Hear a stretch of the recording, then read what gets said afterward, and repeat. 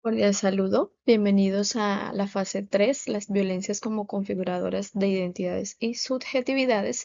Mi nombre es Melissa Monterrosa Tovar, estudiante UNAD en licenciatura en Educación, y mi tutora es Erika Joana Opella, a quien agradezco muchísimo todo el proceso de acompañamiento durante todo este semestre de enseñanza. En el día de hoy vamos a hablar acerca de un contexto muy importante de las violencias. Em, Como inicio, como introducción, el presente trabajo busca informar y analizar las problemáticas que se relacionan con el sujeto, su identidad y subjetividad en el contexto diario. En este caso, yo me encuentro en la ciudad de Sincelejo, Sucre, Colombia. Escogí el mismo lugar porque es mi contexto y el diario vivir. En los procesos de construcción del ser humano, de cómo percibimos, sentimos e interpretamos lo que nos rodea y la autodefinición que resulta de la cultura, experiencias propias y la sociedad en la ciudad de Sincelejo, Sucre, como contexto analizado. Las violencias simbólicas. ¿Cómo se manifiesta en la vida cotidiana? Las violencias simbólicas en Sincelejo se manifiestan a través de la perpetuación de estereotipos de géneros, los roles de dominio, sumisión y la manera como normalizamos la violencia urbana con los ajustes de cuentas. Tú me hiciste algo, yo me lo debo cobrar. Acá se está viendo mucho la parte de microtráfico y asimismo podemos observar que entre bandas se están matando y todos los días hay asesinatos debido a esto. Entonces ya empiezan a naturalizar y a visibilizar el ejercicio de que es normal violentar a los demás. Esto se evidencia en discursos que minimizan agresiones, la estigmatización de ciertos barrios y la necesidad de acciones públicas para combatir la discriminación hacia las mujeres. Es un tema bastante controversial porque acá las mujeres son muy vulneradas, maltratadas. El hombre desde su papel de machista o el rol fuerte maltrata de manera impresionante a la mujer. Hay una estadística que a veces de manera mensual entre los 35 y los 46 casos se pueden estar presentando. Entonces esto es preocupante de las violencias simbólicas. Em, Hay un tema muy importante en la ciudad de Sincelejo y es que las configuraciones de identidades eh, se pueden observar que son construidas a partir de la inmersión en escenarios de conflicto. Como ya les había comentado, como que pertenecer a un barrio o ser un barrio me hace influenciador de las malas conductas o de las buenas conductas, o si ya estoy en un barrio no puedo acercarme al otro o aprender del otro. Esto también va de la mano por las restricciones de los grupos como la AGC, el microtráfico, como ya se los había explicado, y las necesidades de supervivencia diaria. O sea, vemos a miles y miles de jóvenes que a diario están estigmatizando y buscando muchísimos recursos a través de cualquier manera. Las subjetividades colectivas. Lo narrado por las víctimas de la ciudad de Sincelejo, así como podemos observar las imágenes que ahí nos muestran, eh, donde manifiestan su dolor, la resiliencia, son fundamentales configuraciones de la subjetividad de los habitantes. Principalmente los vemos en las víctimas de desplazamiento que no solo se dirigen a un lugar a otro solo por desplazamiento forzoso o por guerra, sino también se ven desplazados de un barrio a otro por las violencias inter de los barrios. Las mujeres están expuestas a altos niveles de violencia física y sexual y el maltrato físico y psicológico femenino en la ciudad todos los días va en incremento. Violencia estructural y urbano criminal. La inercia de la violencia en la ciudad de Sincelejo está ligada a la falta de oportunidades y el control de factores armados en comunas con déficits socioeconómicos. Buscar la manera fácil de adquirir la parte económica, esto hace que muchos jóvenes, que son los que empiezan a ser el futuro, tomen malos caminos. Por eso se incrementa la violencia juvenil.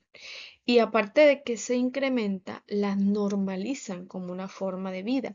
Es fácil robar, es fácil matar, es fácil vender drogas, es fácil pertenecer a un equipo Y o X de un barrio, porque yo necesito adquirir las cosas de manera un poco más fáciles.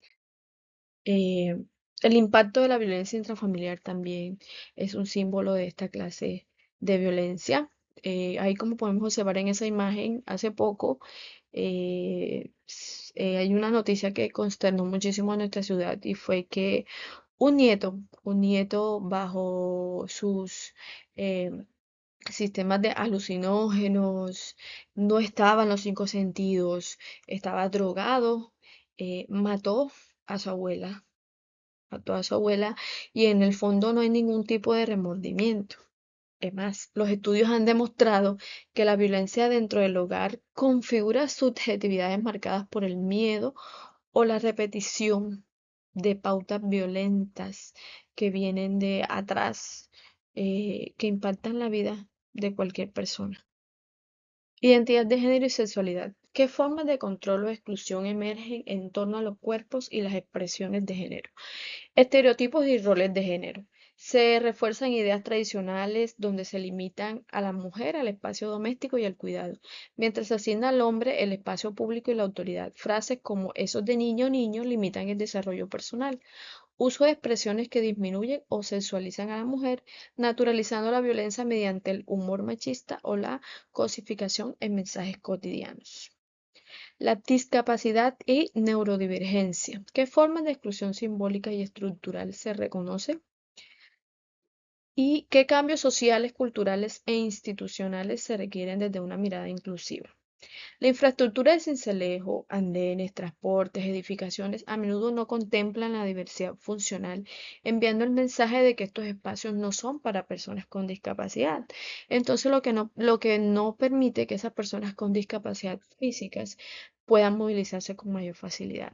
Tratar a los adultos con discapacidad o divergencia cognitivas como niños, anulando su capacidad de tomar decisiones y agencias. Las prácticas pedagógicas o laborales que no se ajustan a la neurodiversidad, forzando la normalización y estigmatización a quienes encajan en el modelo de estándar de productividad. La imposición de una visión biomédica que clasifica los cuerpos en normales y deficientes, eh,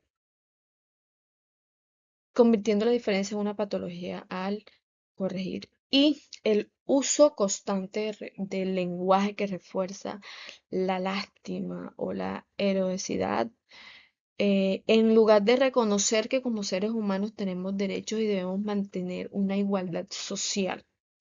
La violencia simbólica en Sincelejo se ejerce mediante estructuras sutiles que perpetúan la subordinación de las personas con discapacidad. Condiciones socioeconómicas. Por condiciones socioeconómicas en Sincelejo se manifiesta a través de la naturalización de la desigualdad y la exclusión social, reflejada en la falta de oportunidades laborales para jóvenes, la brecha de ingresos, la dependencia de palancas y el menosprecio moral o intelectual hacia quienes tienen menos recursos. Esto va asociado también a la migración porque contamos con una cantidad de migrantes que tienen discursos, estereotipos y estigmatización de legitimar la exclusión y la desigualdad. Esta forma de violencia cultural y social se materializa mediante la invisibilización, la percepción de migrantes como una amenaza o una carga económica y la asociación de población desplazada en el aumento de la inseguridad. Y esto no solamente pasa con la población venezolana, porque aquí contamos con bastante población venezolana, sino también con aquellas poblaciones que vienen de las partes rurales de Sincelejo y vienen a la ciudad y eso en cierta parte hace la incrementación de la inseguridad. Violencia institucional. La violencia institucional en Sincelejo se manifiesta a través de discursos, normas y omisiones de las autoridades que naturalizan estereotipos de género, discriminación y exclusión. Desde mi perspectiva, violencia institucional se manifiesta de primera mano en la familia, cuando hablamos de religión, a cuál religión pertenezco, y el Estado. Normalizan totalmente una arbitrariedad de comportamientos y dejan a un lado el acceso a la justicia y la seguridad para todos los ciudadanos. Reflexiones víctima y victimario. En este caso, la víctima le ocasiona daño físico y psicológico, derechos vulnerados, secuelas difíciles de superar, traumas y cristalización de la personalidad. Y el victimario construye su identidad con el ejercicio diario de agresión y violación de derechos, relaciones de poder y humillación, perversidad y maldad hacia la víctima.